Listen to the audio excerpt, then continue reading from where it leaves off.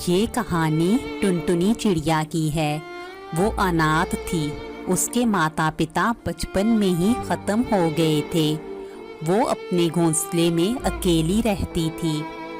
एक दिन जब वो अपने घोंसले में अकेली बैठी हुई थी तो वहाँ पर बाज काका आ जाते हैं। टुनटुनी, मैं तुम्हारे लिए एक बुरी खबर लेकर आया हूँ। बेटी, तुम अपना सामान बांधो और इस जंगल से जाने की तैयारी करो। लेकिन काका, मैं क्यों इस जंगल से जाऊं? मैंने ऐसा क्या किया है कि आप मुझे इस जंगल से निकाल रहे हैं? देखो बेटी, सब पक्षियों का मानना है कि तुम मनहूस हो और तुम्हारे कारण इस जंगल में बारिश नहीं हो रही। इसलिए वो सब चाहते हैं कि तुम इस जंगल को छोड़कर कहीं और चली जाओ। लेकिन बाज काका, अगर मेरे माता पिता मेरे बचपन में ही इस दुनिया से चले गए तो इसमें मेरा क्या कसूर है? ऐसे भी कोई भी पक्षी मुझसे बात करना पसंद नहीं करता। मैं तो हर वक्त अपने घोंसले में तन्हा बैठी रहती हूँ। मैं मानता हूँ बेटी, लेकिन क्या करूँ? जंगल के बाकी पक्षी जिद हैं कि तुम्हारे कारण बारिश नहीं हो रही। ठीक है बाज काका, बस मुझे आज रात का वक्त दे दे। मैं सुबह होते ही जंगल को छोड़कर दूर चली जाऊंगी। फिर बाज काका वहाँ से चले जाते हैं और टुनटुनी चिड़िया अकेली रह जाती है। वो रोते हुए खुद से कहती है, अच्छा तो टुनटुनी, ये इस जंगल में तुम्हारी आखिरी रात है। सुबह तुम्हें इस जंगल को छोड़कर कहीं और जाना होगा। लेकिन मैं कहाँ जाऊंगी? मुझे तो रास्तों का भी नहीं पता। मैंने तो आँख इसी घोंसले में खोली है और यहाँ से कभी बाहर ही नहीं निकली। इसी तरह रोते और खुद से बातें करते करते रात बीत जाती है। सुबह होते ही टुनटुनी चिड़िया दूसरे जंगल की ओर निकल जाती है। उड़ते उड़ते वो बहुत दूर निकल आती है और फिर थक कर एक दरख्त पर बैठ जाती है। वो दरख्त पर बैठी सोच ही रही होती है कि वो क्या करे। इतने में एक तोता और कौवा वहाँ आ जाते हैं। कौवा टुनटुनी चिड़िया का मजाक उड़ाते हुए कहता है, ये देखो, एक नई चिड़िया अपना जंगल छोड़कर हमारे जंगल में रहने आई है। अब तो इसे परेशान करने में बहुत मजा आएगा। हाँ दोस्त, तुम ठीक कह रहे हो। अभी तो हम दोनों खेलने जा रहे हैं। वापसी पर इसे खूब तंग करेंगे। ये कहकर वो दोनों वहाँ से चले जाते हैं। उनके जाने के बाद टुनटुनी चिड़िया फिर से रोने लगती है और सोचती है कि अब वो कहाँ जाए।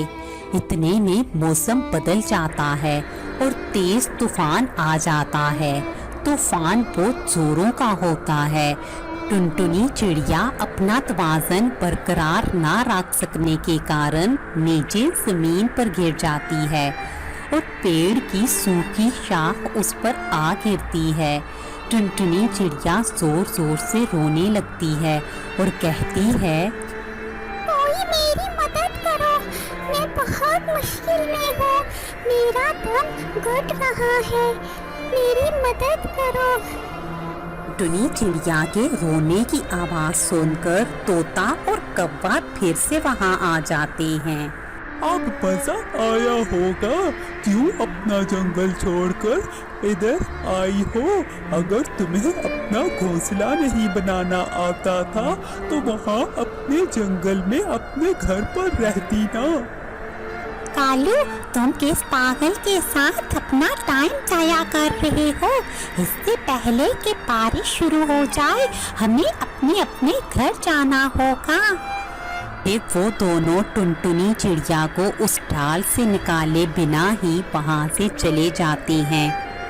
उनके जाने के बाद टुनटुनी चिड़िया काफ़ी कोशिश करके अपने आप को उस डाल से निकाल लेती है और फिर वहाँ से उड़कर चली जाती है और थोड़ी ही दूर जाकर एक जगह बैठकर रोने लगती है।